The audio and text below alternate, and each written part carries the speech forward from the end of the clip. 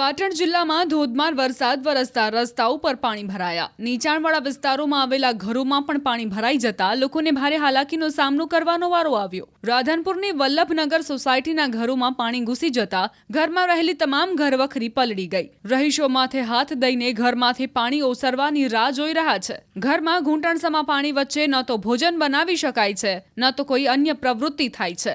એટલું જ નહીં, બાળકો તો નિરાશ થઈને બેસી રહે છે।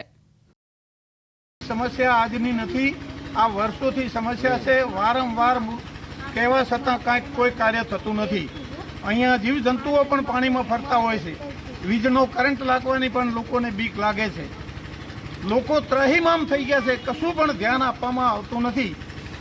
અમે વારંવાર રજૂઆતો કરી અને એમાં પાણી પુરવઠાની એક લાઈન નીકળી છે। અમે જે પોતાના ખર્ચે ગટર બનાવી હતી એ ગટરને તોડી અને પાણી પુરવઠાવાળાએ આડી પાઇપલાઇન નાખી એટલે બ્લોક થઈ ગયું। અને આ વખતે તો એટલી સમસ્યા થઈ કે 8 થી 10 ઘરોમાં પાણી ફરે છે। તમે અમારી ઘરમાં ચેક કરવા આવો, તમને બતાવીએ।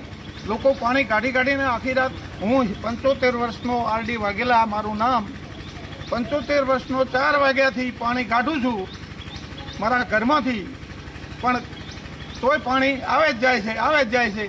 નગરપાલિકામાં કોઈ રજૂઆત કરી? નગરપાલિકામાં ચીફ ઓફિસર સાહેબને રજૂઆત કરી હતી। એમણે ફાઇટર મૂક્યું, પણ ફાઇટરથી શું થાય? આનો કોઈ કાયમી નિકાલ નથી।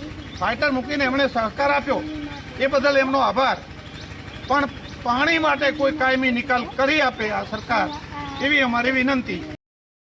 પાટણ જિલ્લામાં ધોધમાર વરસાદ વરસતા રસ્તાઓ પર પાણી ભરાયા। નીચાણવાળા વિસ્તારોમાં આવેલા ઘરોમાં પણ પાણી ભરાઈ જતા લોકોને ભારે હાલાકીનો સામનો કરવાનો વારો આવ્યો। રાધનપુરની વલ્લભનગર સોસાયટીના ઘરોમાં પાણી ઘૂસી જતા ઘરમાં રહેલી તમામ ઘરવખરી પલળી ગઈ। રહીશો માથે હાથ દઈને ઘરમાંથી પાણી ઓસરવાની રાહ જોઈ રહ્યા છે। ઘરમાં ઘૂંટણસમા પાણી વચ્ચે ન તો ભોજન બનાવી શકાય છે, ન તો કોઈ અન્ય પ્રવૃત્તિ થાય છે। એટલું જ નહીં, બાળકો તો નિરાશ થઈને બેસી રહે છે।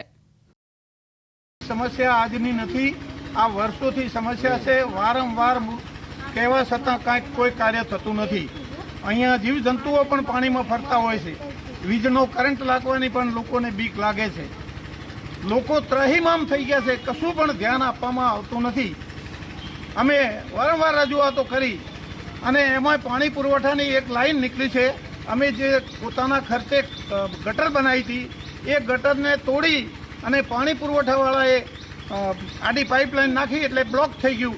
અને આ વખતે તો એટલી સમસ્યા થઈ કે 8 થી 10 ઘરોમાં પાણી ફરે છે। તમે અમારી ઘરમાં ચેક કરવા આવો, તમને બતાવીએ।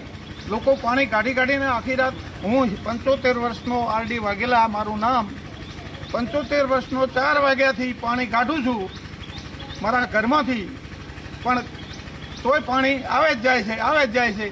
નગરપાલિકામાં કોઈ રજૂઆત કરી? નગરપાલિકામાં ચીફ ઓફિસર સાહેબને રજૂઆત કરી હતી। એમણે ફાઇટર મૂક્યું, પણ ફાઇટરથી શું થાય? આનો કોઈ કાયમી નિકાલ નથી। ફાઇટર મૂકીને એમણે સહકાર આપ્યો, એ બદલ એમનો આભાર, પણ પાણી માટે કોઈ કાયમી નિકાલ કરી આપે આ સરકાર, એવી અમારી વિનંતી।